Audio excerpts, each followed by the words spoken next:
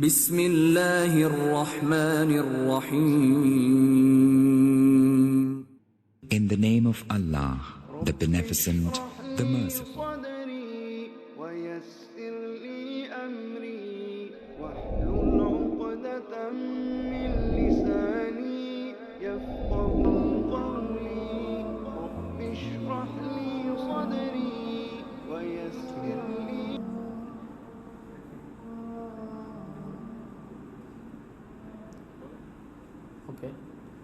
السلام علیکم ورحمۃ اللہ وبرکاتہ. ان الحمد للہ نحمده ونستعینه ونستغفره ونعوذ باللہ من شرور انفسنا ومن سیئات اعمالنا.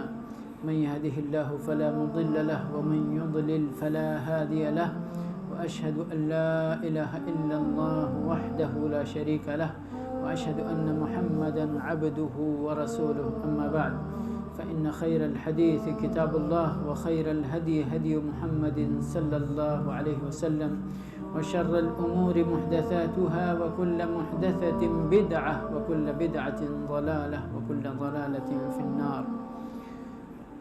أعوذ بالله السميع العليم من الشيطان الرجيم. الذين قال لهم الناس إن الناس قد جمعوا لكم فاخشوهم فزادهم إيمانا وقالوا حسبنا الله ونعم الوكيل. فانقلبوا بنعمة من الله وفضل لم يمسسهم سوء واتبعوا رضوان الله والله ذو فضل عظيم. إنما ذلكم الشيطان يخوف أولياءه فلا تخافوهم وخافوني إن كنتم مؤمنين. رب اشرح لي صدري ويسر لي أمري واحلل عقدة من لساني يفقهوا قولي. رب زدني علما رب زدني علما رب زدني علما. حمد و صلات کے بعد آج اس مبارک کتاب کا جو باب زیر بحث ہے جس کے متعلق گفتگو ہوگی انشاءاللہ آج کے اس درس میں، وہ ہے باب قول اللہ تعالی انما ذالکم الشیطان یخوف اولیاءہ فلا تخافوہم وخافون ان کنتم مؤمنین.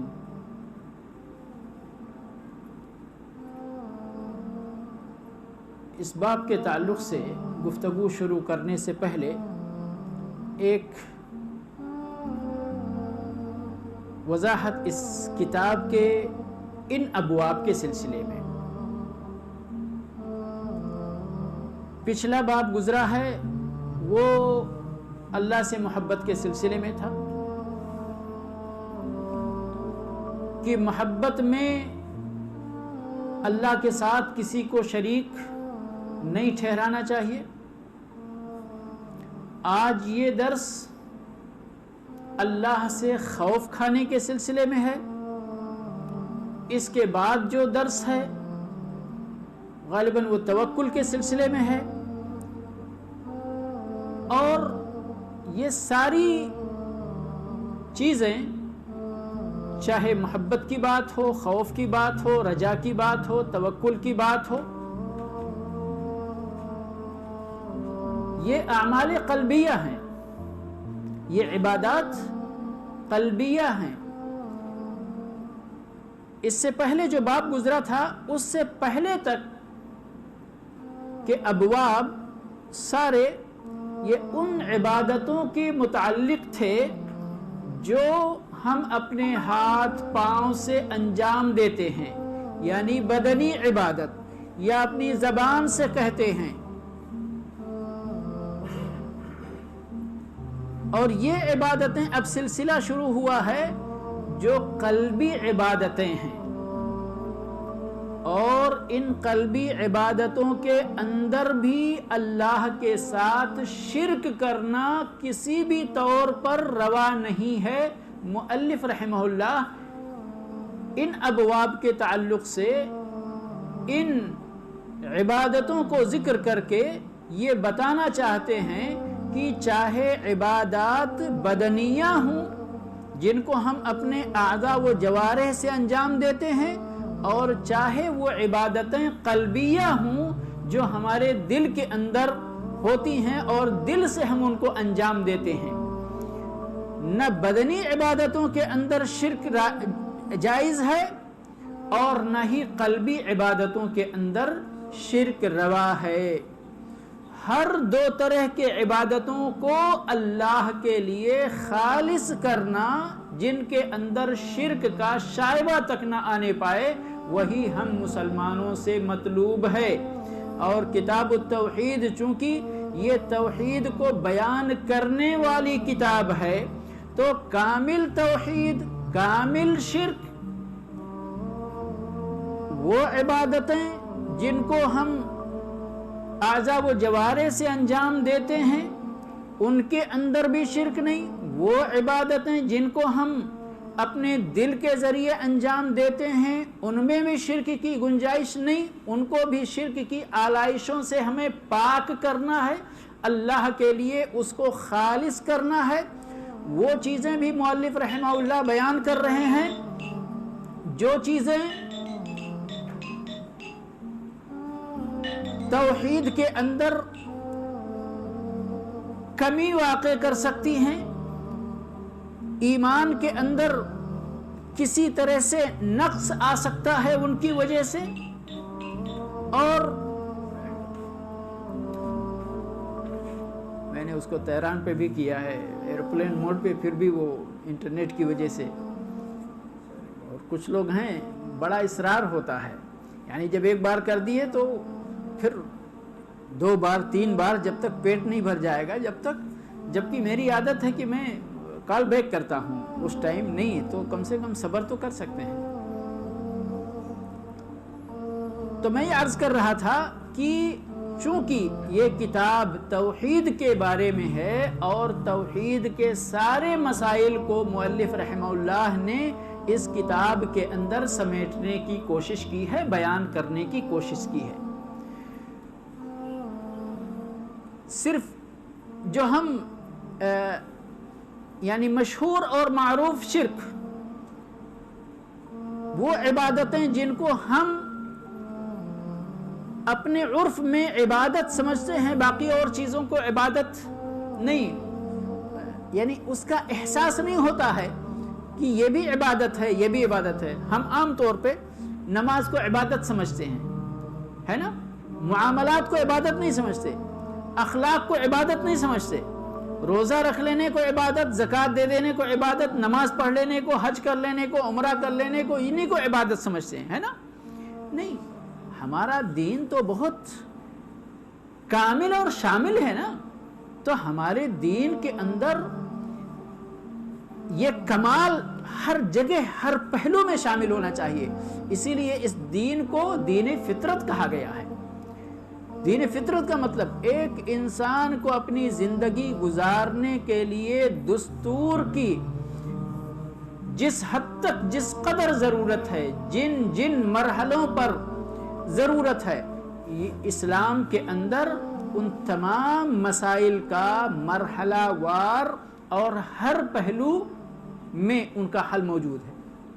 ہمارا دین کامل ہے. تو توحید کی بات یہاں چل رہی تھی اور یہ کتاب التوحید ہے، تو اس میں وہ تمام مسائل سمیٹنے کی کوشش کی گئی ہے جو توحید سے جن کا تعلق ہو.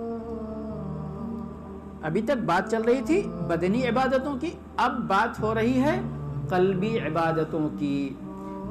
یہ تو سب جانتے ہیں کہ محبت کہاں سے کی جاتی ہے؟ دل سے کی جاتی ہے. ایک محبت کرنے والا دوسرے کے سامنے جب اظہار کرتا ہے تو کہتا ہے میں دل سے محبت کرتا ہوں، کیونکہ ریاکاری کا شبہ ہوتا ہے نا، تو وہ بتانا چاہتا ہے کہ بھائی میں یعنی واقعی میری محبت میں جی خوف کا معاملہ ہے. آپ دیکھیں گے کسی بندے کو وہ خوف کے مارے تھرا رہا ہوگا، کانپ رہا ہوگا، ٹھیک ہے نا. یہ کہاں سے یہ خوف طاری ہوا؟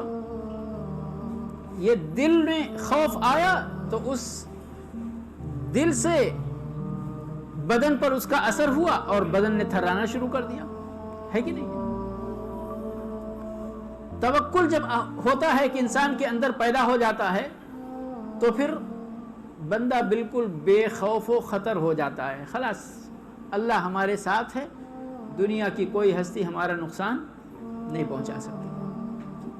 تو یہ ساری چیزیں آپ زبان سے بھی نہیں کہہ رہے ہیں، ہاتھ سے بھی اس کا کوئی تعلق نہیں ہے، لیکن دل کے اندر یہ چیز موجود ہے، دل کے اندر یہ ایمان موجود ہے، جس ایمان کا اثر آپ کے بدن پر ظاہر ہو رہا ہے۔ اب اس درس کے اندر کیا ہے مسئلہ بیان کرنا؟ خوف کا مسئلہ ہے کہ خوف بھی اللہ کی عبادت ہے، اللہ سے خوف کھانا، اللہ سے ڈرنا، یہ اللہ کی عظیم ترین عبادتوں میں سے ایک عبادت ہے۔ اب اس عبادت کے اندر بھی شرک روا نہیں ہے۔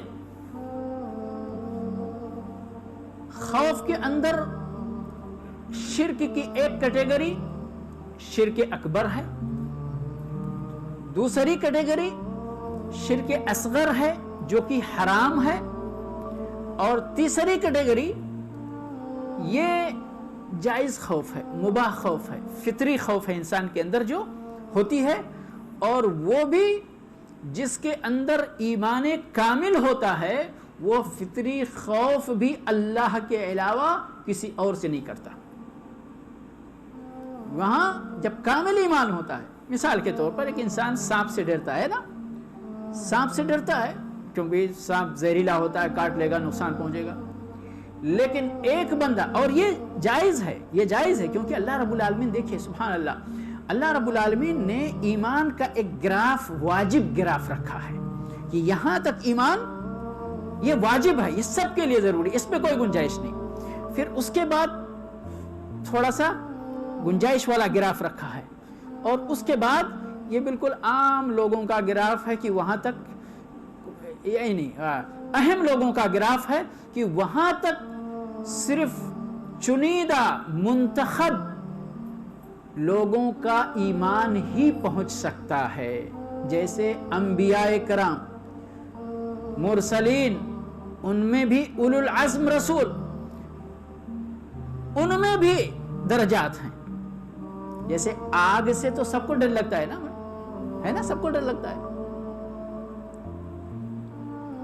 سارے انسان کہ آگ میں ہاتھ رکھیں گے تو جل جائیں گے، بھائی آگ میں کود پڑیں گے تو جل جائیں گے۔ لیکن ابراہیم علیہ السلام وہ بھی تو انسان ہی تھے نا، ہمارے جیسے، آپ جیسے، لیکن ان کے اندر ایمان کا گراف لاسٹ تک پہنچا ہوا تھا۔ تو جب ان کو آگ میں پھینکنے کی بات آئی تو انہوں نے کہا پھینک دو، کوئی بات نہیں، میرا اللہ تو ہے نا۔ اور پھر اللہ نے ان کے ایمان کے ساتھ دھوکہ کیا، نعوذ باللہ من ذالک۔ جتنا ان کا ایمان تھا اس کے حساب سے اللہ رب العالمین نے ان کو پھل بھی دیا، اسی وقت دیا جس کو دیکھ کر دنیا حیران ہو گئی، ٹھیک ہے۔ اس کے باوجود بھی قوم کا تعصب دیکھیے، اس کے باوجود بھی بھئی یہاں اس مرحلے پر تو اس قوم کو ذرا پیچھے ہٹنا چاہیے نا، کہ ہم نے تو اتنا بڑا آگ کا الاؤ جلا کر کے، گڈھا کھود کر کے، اتنا ایندھن ڈال کر کے ابراہیم کو اس میں ڈالا، اور ابراہیم علیہ السلام زندہ سلامت اس کے اندر یعنی خرامہ باہر آ گئے، تو ضرور کوئی ہستی اس ذات کے پیچھے ہے، اور اسی ہستی کا نام اللہ ہے، اسی پر ایمان کی دعوت دے رہے ابراہیم علیہ السلام، تو ماننا تو چاہیے نا، کچھ تو اپنے نفس میں جھانک کر غور کرنا چاہیے، لیکن نہیں۔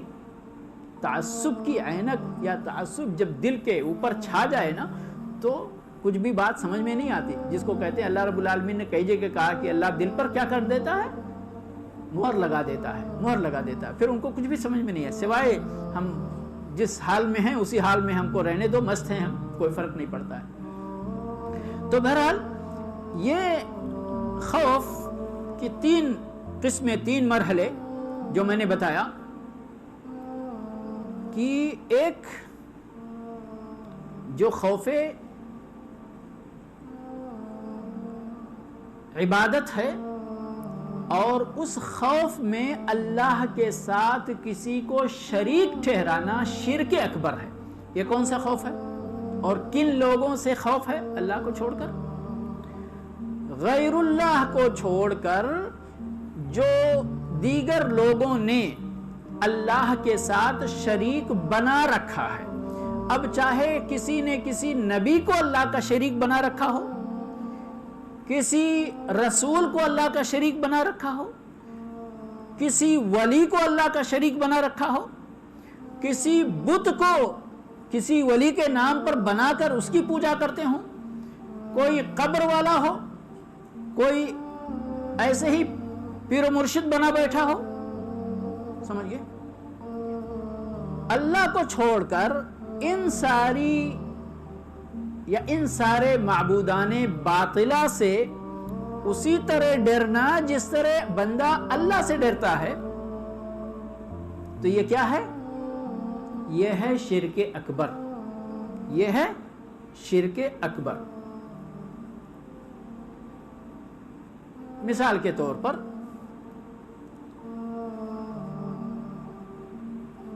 غیر اللہ، اب اگر نبیوں کی مثال لیتے ہیں تو عیسیٰ مسیح کو لوگوں نے بنایا ہوا ہے نا؟ اب چاہے کوئی مسلمان ہو اور چاہے کوئی عیسائی ہو اور چاہے کوئی غیر ہو، کوئی بھی شخص ہو، عیسیٰ علیہ السلام سے اسی طرح ڈرنے لگے جس طرح وہ اپنے اللہ سے ڈرتا ہے، تو اللہ سے خوف کھانے کی جو عبادت ہے، ڈرنے کی جو عبادت ہے، جو اللہ کے لیے خاص ہونی چاہیے تھی، گویا کہ اس عبادت کے اندر غیر اللہ کو، عیسیٰ علیہ السلام کو اس نے شریک ٹھہرا لیا۔ اور یہ شرک کیا ہے؟ شرک اکبر ہے۔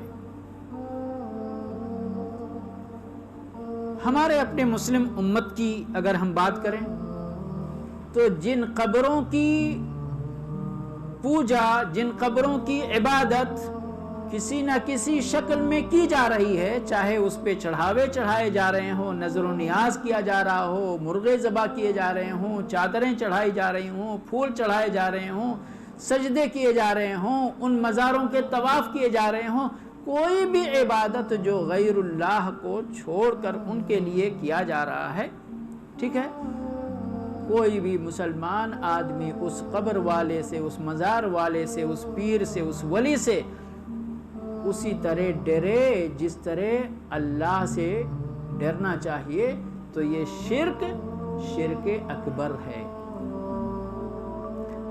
اور آپ سب لوگ دل پر ہاتھ رکھ کر جو مشاہدات کیے ہیں، جو تجربات ہیں آپ لوگوں کے، کیا ایسا نہیں پایا جاتا ہے ہماری امت کے اندر کہ لوگ اللہ سے زیادہ ولی کو ڈرتے ہیں؟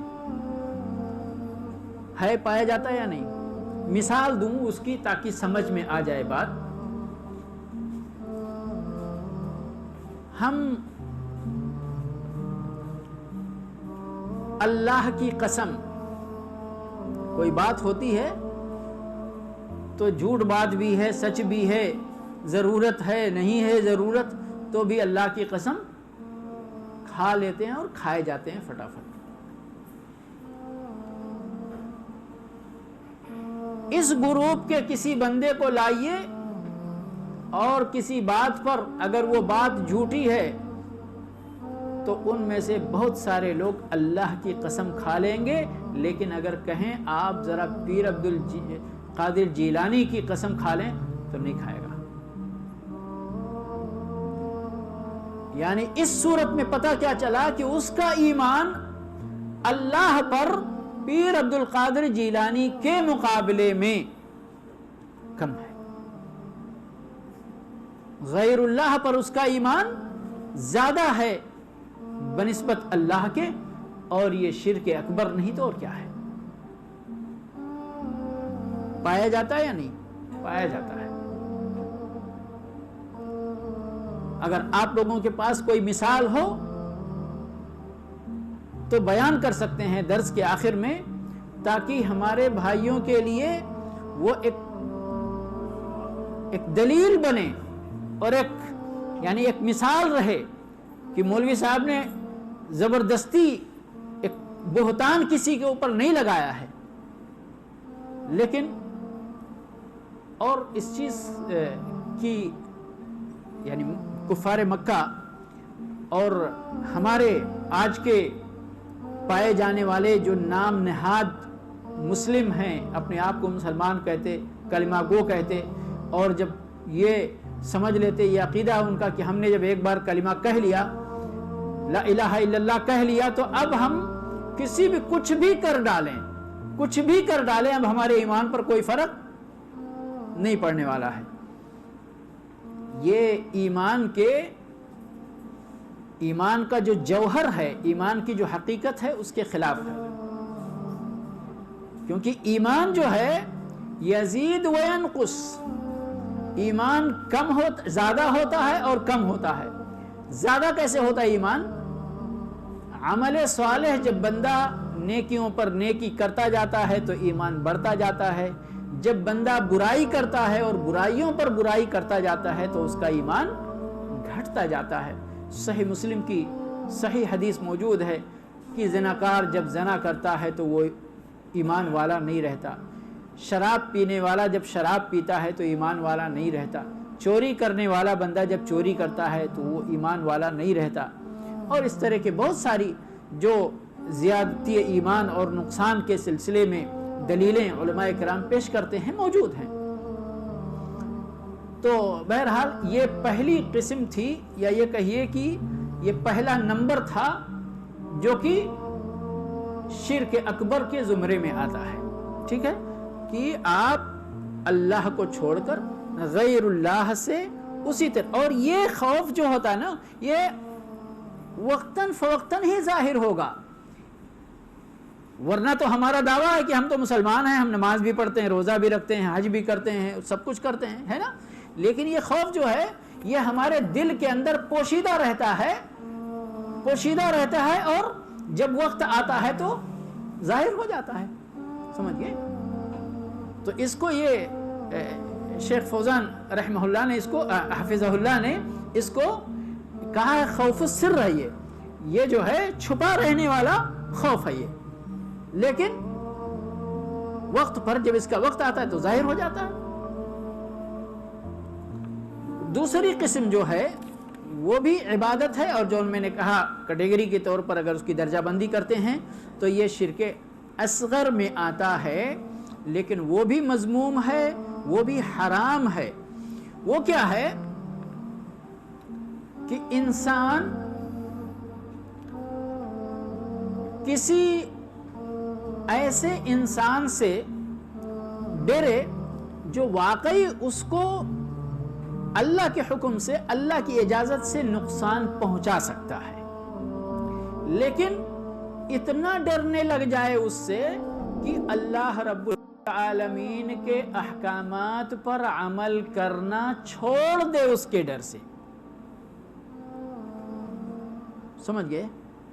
جیسے جہاں پر مثال کے طور پر مسلمانوں کے دشمن ہیں تو دشمن ہوتا ہے، خطرہ تو ہے نا کہ وہ آپ کو نقصان پہنچا سکتا ہے، لیکن اب اس دشمن کے ڈر سے آپ اپنے دینی فرائض اور دینی واجبات کو ترک کرنے لگ جائیں تو یہ بھی کیا ہے؟ یہ شرک ہے.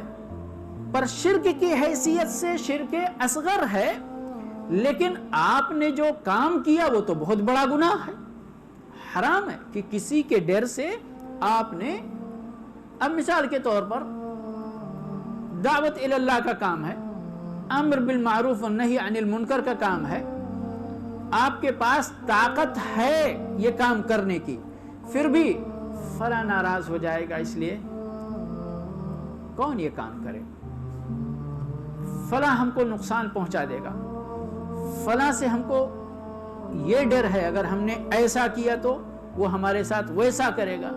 تو یہ بہت ساری چیزیں یہ اسی خوف کے زمرے میں آتی ہیں. تو یہ ہے بحیثیت، کیونکہ اس طرح تو نہیں ڈر رہا ہے بندہ کہ اس کو اللہ مانتا ہو، لیکن اس کے شر سے اتنا ڈر رہا ہے کہ اللہ رب العالمین کے احکامات پر عمل نہیں کرنا چاہتا. جو کر بھی سکتا ہے وہ بھی نہیں کرنا چاہتا ہے کہ نہیں اس سے مجھے نقصان ہو جائے گا اور میں یہ کروں گا تو وہ مجھے قتل کر دے گا، مار دے گا، یہ کر دے گا، وہ کر دے گا، جو بھی ہے. ایک انسان سے ڈرنا اور ڈر کر گویا کہ یہاں پر ایک انسان کا ڈر اللہ کے ڈر پر غالب آ جاتا ہے ان مسائل کے اندر اور اللہ کے احکامات پر عمل کرنے کے اندر. تو یہ بھی حرام ہے سراسر، لیکن یہ شرک اکبر تک معاملہ ابھی نہیں پہنچا ہوا. بعض صورتوں میں شرک اکبر تک بھی پہنچ سکتا ہے معاملہ، سمجھئے. اس کے بعد تیسرا جو مرحلہ ہے، خوف تو نیچرل ہے. آپ شیر سے ڈرتے ہیں، بھیڑیے سے ڈرتے ہیں، سانپ سے ڈرتے ہیں، ہاتھی سے ڈرتے ہیں، ہے کہ نہیں ہے؟ سیلاب، طوفان اور اس طرح کی چیزوں سے ڈرتے ہیں، واقعی یہ ڈرنے کی چیز ہے، ٹھیک ہے، جائز ہے یہ. لیکن یہاں یاد رہے کہ یہ مرحلہ بھی اگر آپ اتنا آپ کے اندر یہ ڈر بس گیا کہ اس کی وجہ سے بھی آپ اپنے واجبات میں تقصیر کرنے لگ گئے، تو یہ بھی اس کے پہلے والے مرحلے میں داخل ہو جائے گا، ورنہ یہ مباح ہے. مثال کے طور پر ایک بندہ ہے، اس کے گھر اور اس کی مسجد راستے میں جو بھی 100-200 میٹر 300 میٹر کی مسافت ہے، وہ نماز پڑھنے جماعت کے ساتھ اس ڈر سے نہیں جا رہا ہے کہ ہمارے راستے میں سانپ نکل آئے گا، ٹھیک ہے. تو اب یہاں اس کے اوپر فرض کیا تھا کہ جماعت کے ساتھ مسجد میں جا کر نماز پڑھنا. یاد رکھیں، با جماعت نماز کے بارے میں علماء کرام نے بڑی صراحت کے ساتھ بیان کیا ہے کہ با جماعت نماز ادا کرنا ایک مسلمان پر فرض ہے اگر وہ اس کی طاقت رکھتا ہے، اگر بیمار نہیں ہے، اگر معذور نہیں ہے، سمجھ گئے، تو فرض ہے. صرف یہ نہیں کہا علماء نے کہ نماز کے درست ہونے کے لیے جماعت شرط ہے، سمجھ گئے، ورنہ نماز فرائض کو جماعت کے ساتھ ادا کرنا یہ فرض ہے، یہ ضروری ہے. اب اگر کوئی بندہ کہتا نہیں راستے میں تو سانپ ہیں، بچھو ہیں، یہ ہیں، میں نہیں جاؤں گا، مجھے ڈر لگتا ہے، تو اس نے گویا کہ کیا کیا، ایک واجب عمل کو ایک موہوم خوف سے، یہ خوف کا وہم ہے، یہ خوف نہیں ہے. دراصل خوف تو کب ہوتا ہے؟ جب آپ کے سامنے سانپ آ کر کھڑا ہو جائے، بھائی ابھی تو واقعی سامنے ہے، ابھی خطرہ ہے، ٹھیک ہے. لیکن یہ وہم ہے، یہ شیطان آپ کے دل میں بات ڈال رہا ہے کہ آپ اللہ کی اس اطاعت سے، اللہ کی اس فرما برداری سے، اللہ کی اس عبادت سے باز آ جائیں، شیطان کا اپنا مسئلہ حل ہو جائے گا. تو اس موہوم خوف سے ڈر کر بندہ اللہ رب العالمین کے اس حکم پر عمل کرنا ترک کر دے، تو یہ بھی کافی خطرناک بات ہے. اس کے برعکس اگر کوئی بندہ اس طبعی خوف پر بھی اس کا ایمان غالب آ جاتا ہے، اس کا ایمان غالب آ جاتا ہے، اور ایسے بہت سارے آپ کتابوں میں واقعات پڑھیں گے تو آپ کو مل جائیں گے کہ توکل کے اس معیار پر بندہ پہنچا ہوا رہتا ہے کہ اس کو ان چیزوں کا کوئی خوف نہیں رہتا، اور حقیقت بھی یہی ہے، کیونکہ وہ حدیث سبھی جانتے ہیں اور وقتاً فوقتاً بطور تذکیر یہ سنایا بھی جاتا ہے کہ اللہ کے نبی صلی اللہ علیہ وسلم نے فرمایا تھا، اعلم، کہ جان لو، اگر پوری دنیا مل کر تم کو کوئی فائدہ پہنچانا چاہے تو وہی فائدہ پہنچا سکتی ہے جو فائدہ اللہ نے تمہارے حق میں لکھ رکھا ہے، اور یہ بھی جان لو ساتھ میں کہ اگر پوری دنیا مل کر تم کو کوئی نقصان پہنچانا چاہے تو صرف وہی نقصان پہنچا سکتی ہے جو اللہ رب العالمین نے تمہارے حق میں لکھ رکھا ہے۔ تو مسئلہ تو صاف ہو گیا نا، صرف ہمارے وہ دل کے خوف اور ڈر کی بات ہے، لیکن چونکہ اللہ رب العالمین ہمارا خالق ہے، مالک ہے، رازق ہے، اللہ نے ہم کو پیدا کیا اور ہماری جو نفسیاتی حالت ہے وہ ہمارے مقابلے میں اللہ کو زیادہ معلوم ہے، تو اللہ رب العالمین نے کچھ ایسا پیمانہ رکھا ہے کہ وہاں تک کوئی بات نہیں، گنجائش ہے یہ تمہارے۔ جیسے پچھلے درس میں جو بات گزری تھی کہ ہر کوئی اپنے والد سے محبت کرتا ہے، اپنے بچے سے محبت کرتا ہے، بیوی شوہر سے، شوہر بیوی سے محبت کرتی ہے، دوست سے محبت کرتا ہے کہ نہیں ہے؟ یہ ساری چیزیں انسان کی طبیعت میں داخل ہیں، لیکن اس محبت کو بندہ اتنا غالب کرے کہ اللہ کے ایمان پر غالب آ جائے، اور یہاں محبت للہ نہ ہو، محبت فی اللہ نہ ہو، محبت دنیا کے طور پر ہو، سمجھ گئے؟ اور اس محبت کو، یعنی وہ حدیث کہ اگر تمہارے گھر، تمہارے بزنس، تمہارے آبا و اجداد، تمہارے اللہ رب العالمین کی محبت پر غالب آ جائیں تو کیا کرو؟ فَتَرَبَّصُوا حَتَّى يَأْتِيَ اللَّهُ بِأَمْرِهِ، اللہ رب العالمین کی طرف سے وعید ہے یہ۔ تو اس محبت کا ایک دائرہ ہے، اس دائرے میں رہتے ہوئے محبت کرنے کا جواز موجود ہے ہماری شریعت کے اندر۔ اسی طرح خوف کا بھی، اس طبعی خوف کا، فطری خوف کا بھی ایک دائرہ ہے، اس دائرے کے اندر رہتے ہوئے یہ فطری خوف کرنے کی گنجائش ہے، اس کو اللہ کے خوف پر غالب کرنے کی گنجائش نہیں ہے۔ یہ اتنی بات جب جان لیا تو مؤلف رحمہ اللہ نے جو باب باندھا ہے، باب قول اللہ تعالی انما ذالکم الشیطان یخوف اولیاءہ فلا تخافوہم وخافون ان کنتم مؤمنین۔ کہتے ہیں یہ واقعہ غزوہ احد کے بعد کا ہے۔ غزوہ احد میں سب کو معلوم ہے کہ مسلمانوں کا بڑا نقصان ہوا تھا، اور اس نقصان کے بعد ہی فوراً کافروں کی طرف سے یہ افواہ کہیں یا حقیقی خبر تھی،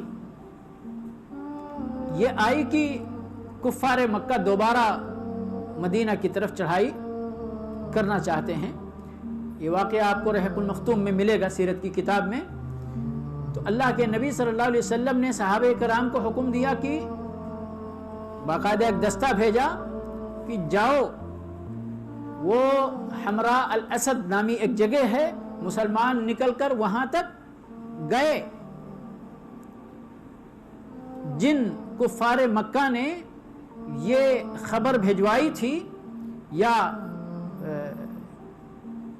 مسلمانوں کو ڈرانے کی کوشش کی تھی، جب ان کو پتا چلا کہ اتنا نقصان بھی اٹھانے کے باوجود مسلمانوں کے اندر اتنا دم خم ہے، اتنی قوت ہے، تبھی تو وہ لوگ باہر نکل کر ہمارے انتظار میں ہیں کہ ہم آئیں اور لڑائی ہو۔ پھر ان کی اپنی ہمت نہیں ہوئی سامنے آنے کی۔ اللہ رب العالمین نے اس واقعے کو یہاں پر بیان کیا ہے اس آیت سے پہلے، فرمایا الذین قال لهم الناس ان الناس قد جمعوا لكم فاخشوهم فزادهم ایمانا۔ ان لوگوں نے جن سے لوگوں نے کہا، یعنی مومنوں کی بات ہو رہی ہے، لوگوں نے کہا کہ ان الناس قد جمعوا لكم، لوگ تمہارے لیے جمع ہو گئے ہیں، یعنی تم سے پھر سے لڑائی کرنا چاہتے ہیں، فخشوہم، تو ان سے ڈرو، فزادہم ایمانا، تو ڈرنے کے بجائے ان کا ایمان اور زیادہ ہو گیا۔ وقالوا حسبنا اللہ ونعم الوکیل، کہا اللہ ہمارے لیے کافی ہے اور اللہ بہترین کارساز ہے۔ فانقلبوا بنعمت من اللہ وفضل، تو کیا ہوا؟ وہ نکلے اللہ پر بھروسہ کر کے، کافروں سے ڈرے نہیں، تو واپس آئے اللہ کی نعمت اور اللہ کے فضل کے ساتھ۔ لم یمسسہم سوء، ان کو کوئی گزند نہیں پہنچا، کوئی نقصان نہیں پہنچا. واتبعوا رضوان اللہ رب العالمین کے رضامندی کی اتباع کی، رضامندی حاصل کی. واللہ ذو فضل عظیم. اس کے بعد اللہ رب العالمین نے یہ آیت کریمہ نازل فرمایا انما ذالکم الشیطان یخوف اولیاءہ.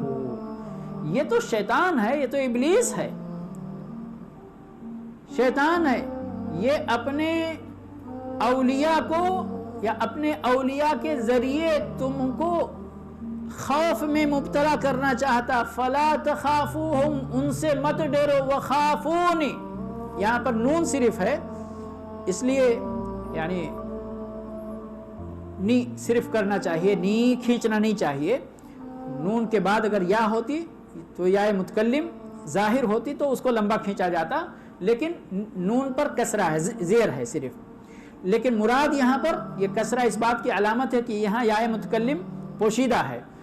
اللہ رب العالمین فرماتا ہے مجھ سے ڈرو، مجھ سے ڈرو. ان کنتم مؤمنین، اگر تم ایمان والے ہو، اگر تم ایمان والے ہو.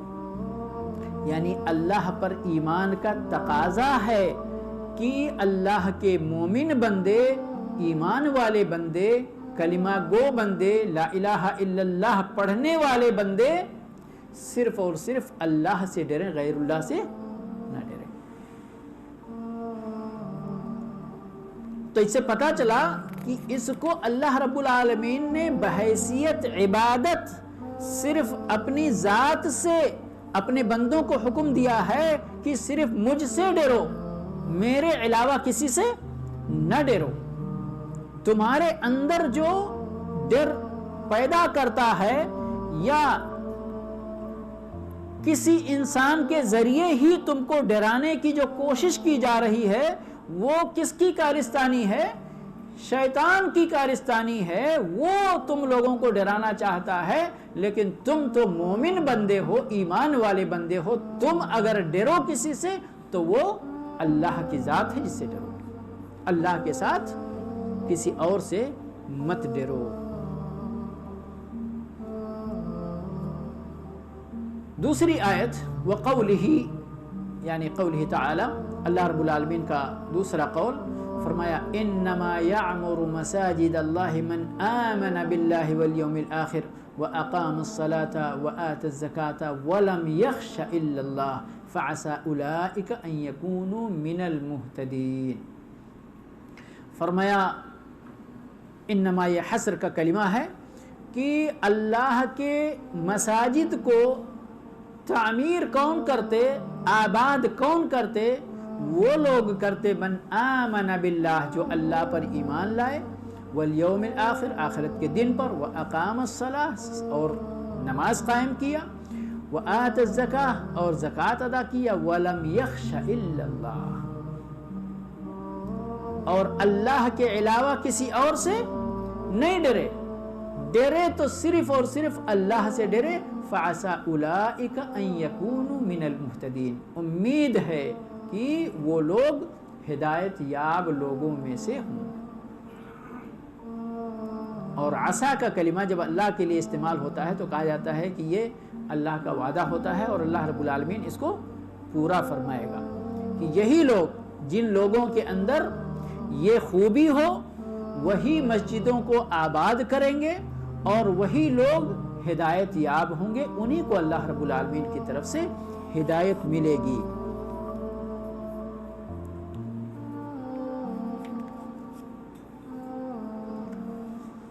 اور تیسری آیت یہ منافقوں کے بارے میں اللہ رب العالمین نے ارشاد فرمایا وَمِنَ النَّاسِ مَن يَقُولُ آمَنَّا بِاللَّهِ فَإِذَا أُوذِيَ فِي اللَّهِ جَعَلَ فِتْنَةَ النَّاسِ كَعَذَابِ اللَّهِ.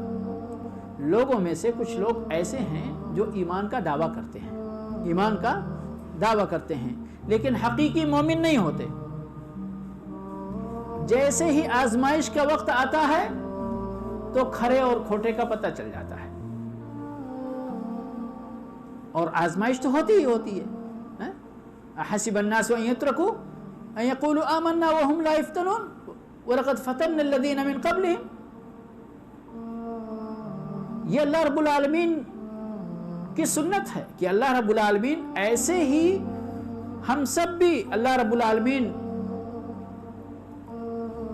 پہلے نمبر پر ہمیں بڑی آزمائش سے محفوظ رکھے، اور اگر پروردگار آزمائش میں مبتلا کرے تو ہمیں اس میں کامیابی عطا فرمائے، کیونکہ ایمان کا امتحان ہوتا ہے۔ اور یہ آیت کہا کہ جو لوگ منافق ہوتے ہیں، صرف ایمان کا دعویٰ کرتے ہیں کہ ہم بھی مومن ہیں، ہم بھی مومن ہیں، جب خوشگوار حالات ہوتے ہیں تو سبھی مومن بنے رہتے ہیں، لیکن جب آزمائش کا وقت آتا ہے، جب امتحان کا وقت آتا ہے تو صرف کھرے مومن سامنے آتے ہیں، باقی پیچھے ہٹ جاتے ہیں۔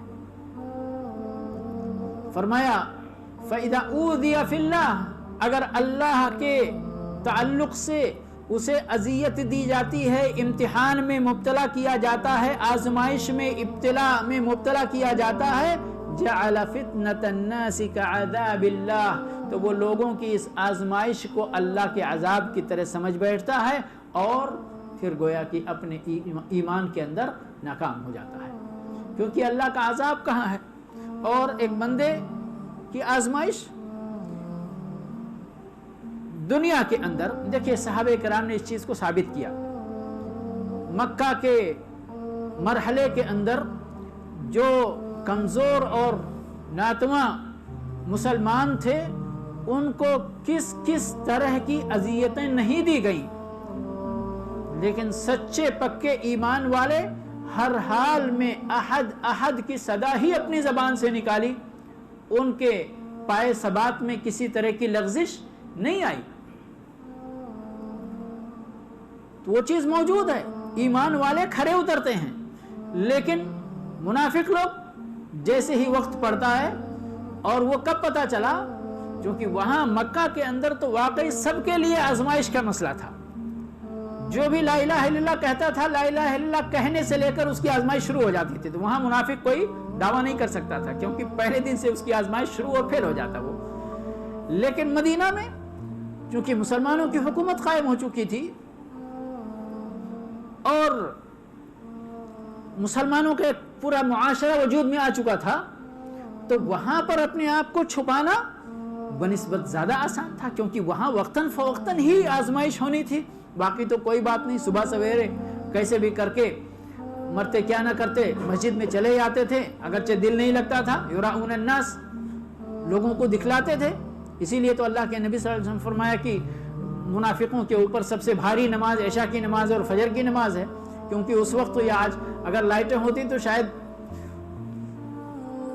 یعنی وہ جب ہی کھل جاتے، لیکن اس وقت دن کی نمازیں تو آرام سے پڑھتے تھے کیونکہ دکھانا رہتا تھا، اور یہ نماز اب دکھانے کا معاملہ تو ختم ہو گیا، تو بڑے بھاری انداز میں کوئی آیا نہیں آیا، آ کے بھی اگر اب نیت باندھ کر کھڑے ہو گئے، کوئی بات نہیں، پڑھیں گے تو بھی چلے گا، نہیں پڑھیں گے تو بھی چلے گا، کیونکہ ایمان تو ہے نہیں نا۔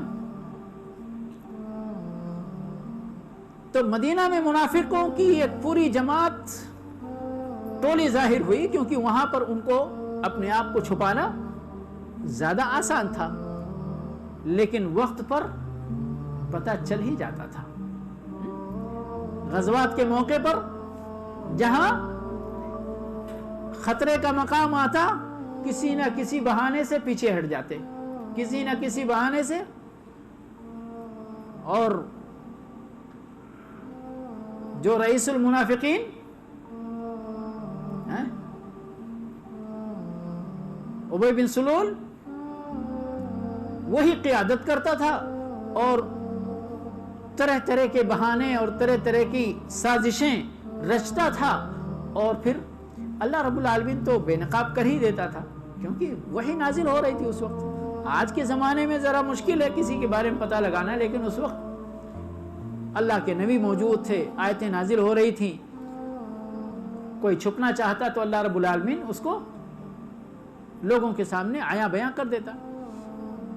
تو بہرحال یہاں مراد یہ ہے کہ صرف ایمان کا دعویٰ کرنا کافی نہیں ہے نجات کے لیے، ایمان کو آزمائشوں کے وقت میں ثابت کرنا، دعوے کو ثابت کرنا، تب جا کر انسان کامیاب ہوگا اور یعنی اللہ رب العالمین کے خوف پر لوگوں کے نقصانات اور دنیاوی نقصانات کے خوف کو غالب کر لینا، یہ کس کی علامت ہے؟ منافقوں کی علامت ہے، یہ ایمان والوں کی علامت نہیں ہے۔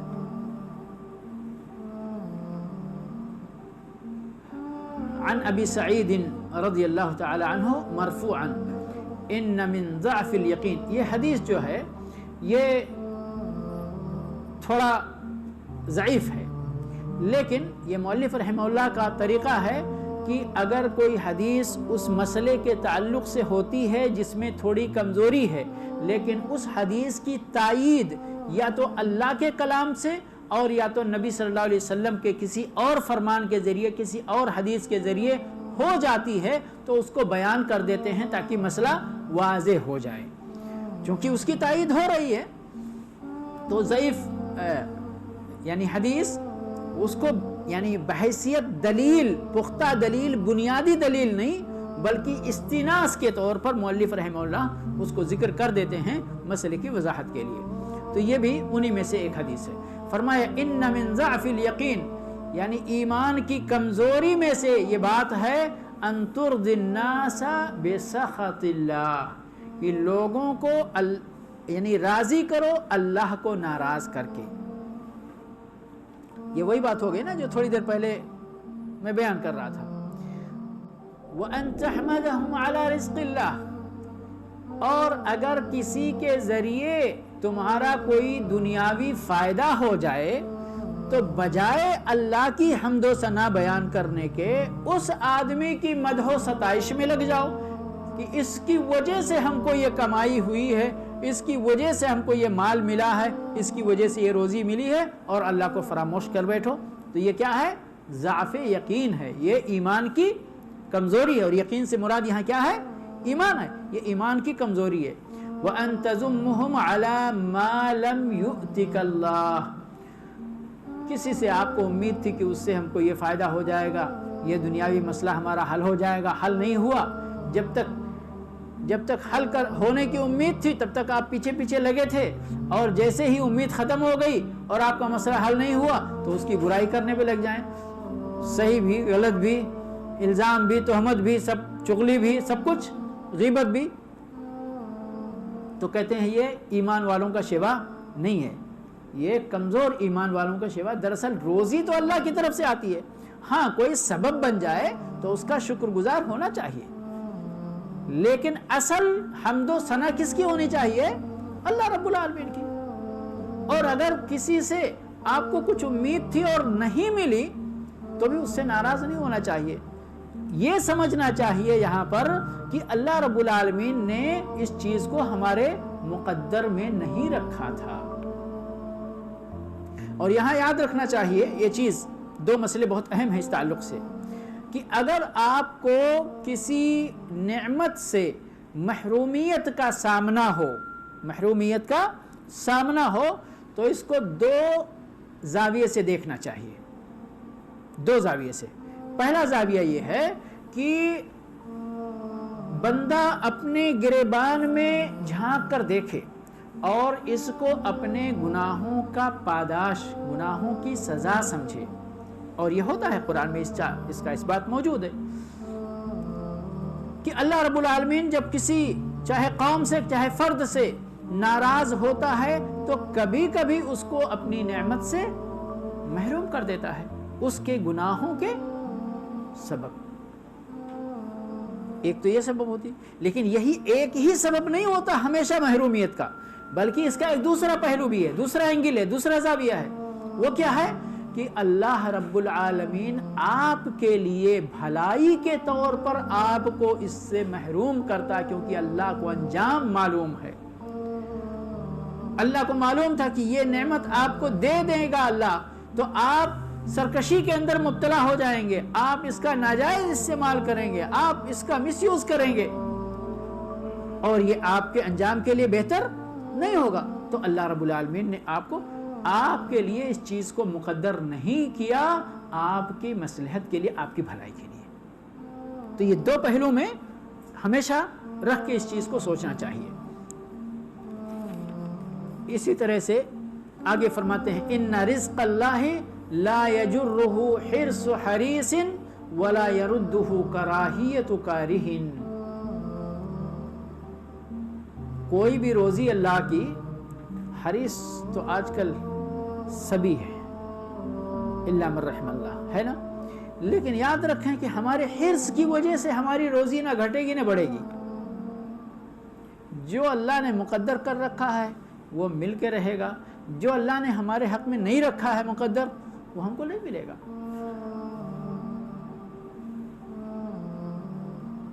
صبح و شام ایک کر کے دنیا کے پیچھے بھاگنے سے روزی میں کمی اور زیادتی نہیں ہوتی. تو اس لیے بندے کو یعنی اللہ پر ایمان رکھنا چاہیے کہ روزی دینے والا ہمارا رب ہے. جتنا بھی کم یا زیادہ جو بھی اللہ نے مقدر کیا ہے وہ ہم کو مل کے رہے گا. ولا یردہ کراہیت کارہ، کسی ناپسند کرنے والے کی ناپسندیدگی اللہ کی روزی کو واپس نہیں کر سکتی. وعن عائشة رضی اللہ تعالی عنہ ان رسول اللہ صلی اللہ علیہ وسلم قال من التمس رضا اللہ بسخط الناس رضی اللہ عنہ وارضى عنہ الناس ومن التمس رضا الناس بسخط اللہ سخط اللہ علیہ واسخط علیہ الناس. رواہ ابن حبان فی صحیحہ.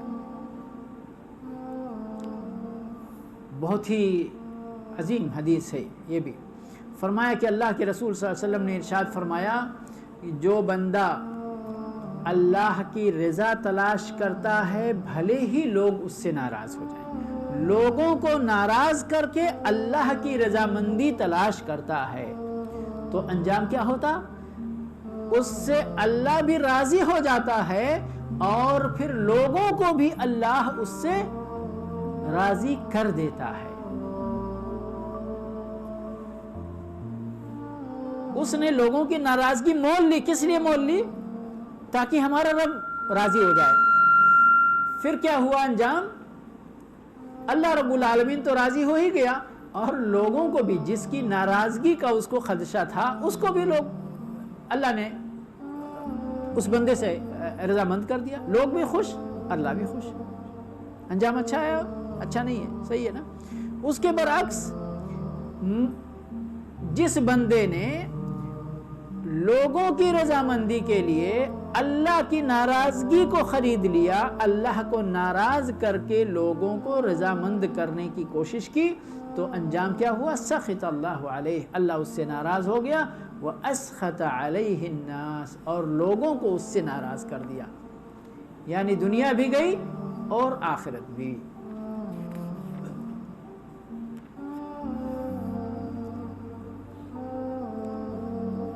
یہاں ان دونوں حدیثوں کا بھی یہی خلاصہ ہے کہ بندے کو، ایمان والے کو اللہ رب العالمین سے ڈرنا چاہیے. اگر اس کا خوف لوگوں کے خوف سے ٹکرائے تو اللہ کے خوف کو ترجیح دینا چاہیے. لوگوں کے خوف کا کوئی اعتبار نہیں کرنا چاہیے. لوگوں کی رضامندی کے لیے اللہ کو ناراض کرنے سے بچنا چاہیے. یہی اس کا خلاصہ ہے. اور ایک جائز خوف، اور جب ایمان بڑھ جاتا ہے تو کس طرح سے ایک بندہ جائز خوف بھی اس سے نجات پا جاتا ہے، اس کی مثال موسیٰ علیہ السلام کا واقعہ تو بڑا مشہور ہے نا، سبھی لوگ جانتے ہیں، ہے کہ نہیں ہے؟ اولو العزم رسولوں میں سے ایک رسول ہیں اور فرعون کے ساتھ، ان کے خود اپنے قوم بنو اسرائیل کے ساتھ کتنی مصیبتیں جھیلی ہیں سب کو معلوم ہے. سب سے لمبے لمبے قصے قرآن کے اندر موسیٰ علیہ السلام کے ہی بیان کیے گئے ہیں نا. دو موقف ان کی زندگی کے میں بیان کرنا چاہتا ہوں آپ کے سامنے، تاکہ آپ کو پتہ چلے کہ ایمان جب بندے کے اندر آتا ہے تو کیا کرشمہ پیدا کرتا ہے۔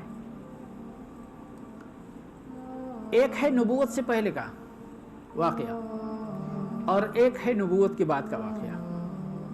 نبوت سے پہلے کا واقعہ یہ ہے کہ جب انہوں نے، وہ تو فرعون کے گھر میں پل رہے تھے نا، مشہور ہے، ایک بندے کو صرف ایک گھونسا مارا تھا، ایک مکہ، اور وہ قضائے الہی سے رخصت ہو گیا۔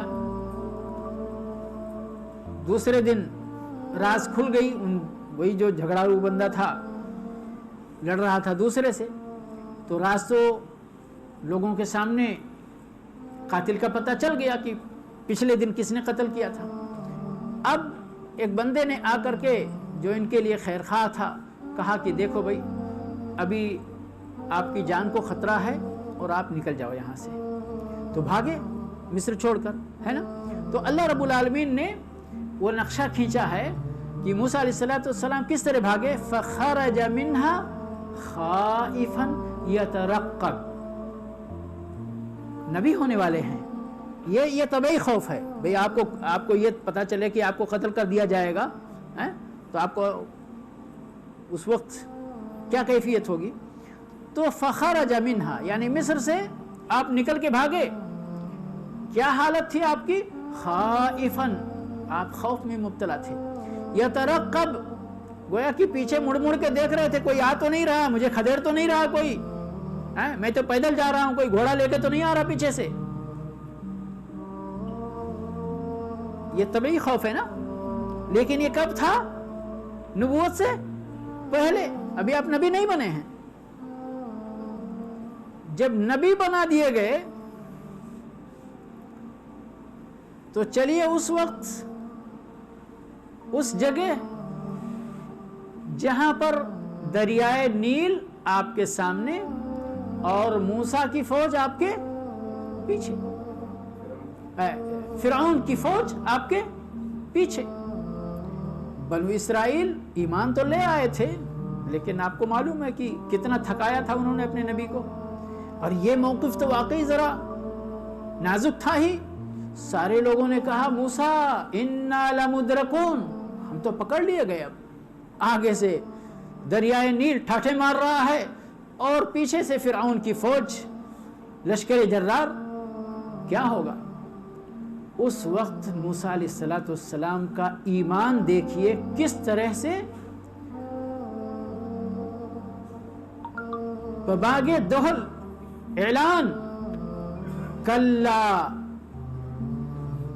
آپ اسلوب بیان دیکھیے، کلا یعنی قوم آپ کے سامنے بھی تو ہے، آپ کی قوم بیچ میں ہے، ادھر فرعون کی فوج اور ادھر دریائے نیل کی کودیں تو ڈوب جائیں پیچھے سے اگر رہیں تو، لیکن اس نازک موقع پر آپ کا ایمان، ایک نبی کا ایمان جو ہوتا ہے وہ عام انسانوں سے ان کا گراف بہت اونچا ہوتا ہے، سمجھ گئے نا۔ کہا کلا، ہرگز نہیں، یعنی جو تم لوگ کہہ رہے ہو، جو ڈر تم کو ہے نا، ہرگز ہم کو وہ ڈر نہیں ہے۔ کیوں ڈر نہیں ہے؟ ان معی ربی سیہدین، میرے ساتھ میرا رب ہے، ان قریب وہ اس نازک مرحلے سے نکلنے کے لیے کوئی راستہ ضرور بنائے گا۔ بنا راستہ یا نہیں بنا؟ وہ راستہ بنا جو ناممکنات میں سے ہے، مستحیلات اور محال چیزوں میں سے ہے۔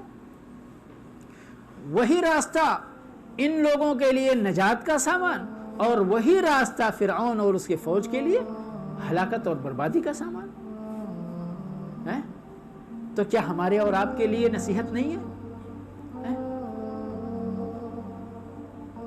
پختہ ایمان والے اپنے ایمان کے سبب کہیں ہلاک اور برباد نہیں ہوئے ہیں۔ آپ نبیوں کا واقعہ پڑھتے جائیے، ڈراتے تھے، یہ تو ہر قوم والوں کا یہ طریقہ تھا، ڈراتے تھے نبیوں، یعنی ان کے واقعات میں پڑھیں گے۔ ہمارے خود آخری نبی صلی اللہ علیہ وسلم کو کفار مکہ ڈراتے نہیں تھے کہ آپ ہمارے معبودوں کی اتنی برائی کرتے ہیں، ہو نہ ہو ان میں سے کوئی آپ کو نقصان پہنچا دے؟ تو اللہ رب العالمین نے فرمایا الیس اللہ بکاف عبدہ، کیا اللہ اپنے بندے کی حفاظت کے لیے کافی نہیں ہے؟ تم ڈرا رہے ہو ان کو۔ ہود علیہ السلام کو ڈرایا، اور بھی سارے، کہ جن معبودوں کی تم برائی کر رہے ہو، ان معبودوں میں سے کسی نے اگر تم کو پکڑ لیا تو کیا ہوگا؟ بہت مکالمات